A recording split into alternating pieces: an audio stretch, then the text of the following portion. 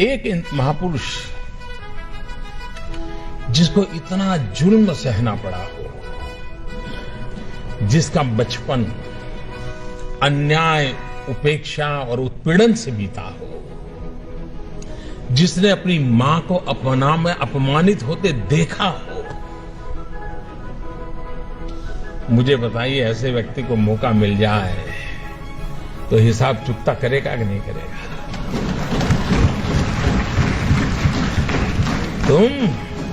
तुम मुझे पानी नहीं भरने देते थे, तुम मुझे मंदिर नहीं जाने देते थे, तुम मेरे बच्चों को स्कूल में एडमिशन देने से मना करते थे।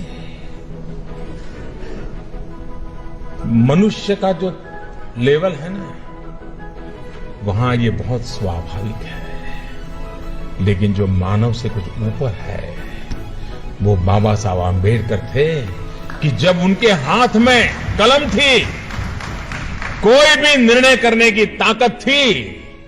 लेकिन आप पूरा संविधान देख लीजिए, पूरी संविधान सभा की डिबेट देख लीजिए, बाबा साहब आंबेडकर की बातों में, वाणी में, शब्द में कहीं कटुता नजर नहीं आती है, कहीं बदले का भाव नजर नहीं आता है। उनका भाव यही रहा।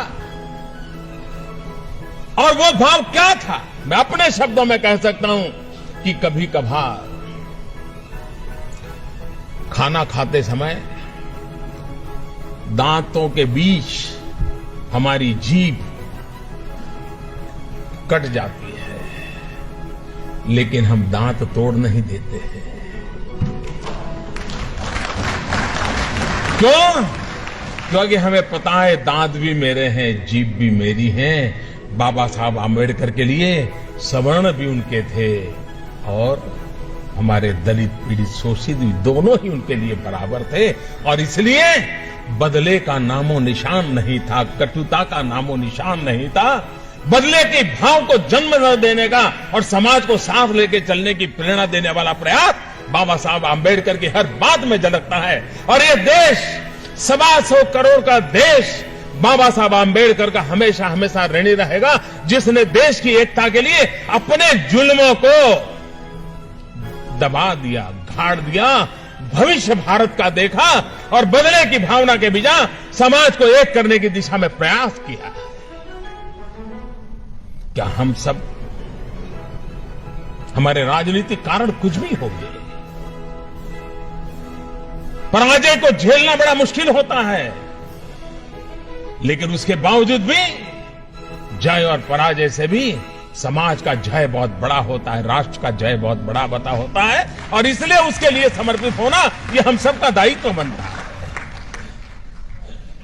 इस दायित्व को लेकर के बाबा साहब आंबेडकर ने जो उत्तम भूमिका निभाई है, राजनीतिक कारणों से इस महापुरुष के योगदान को अगर सही रूप में उनके जीवन काल से लेकर के अब तक अगर हमने प्रस्तुत किया होता तो आज भी समाज में कहीं कहीं तनाव नजर आता है, कभी कभी टकराव नजर आता है, कभी कभी खरोच हो जाती है।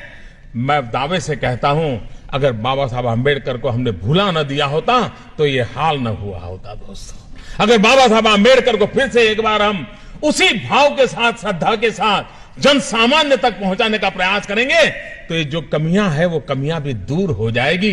वो ताकत उस नाम में है, उस काम में है, उस समर्पण में है, उस त्याग में है, उस तपस्या में है, उस महान चीजें जो हमें देकर के गए उसके अंदर पड़ा हुआ है और उसकी पूर्ति के लिए हम लोगों का प्रयास होना बहुत आवश्यक है।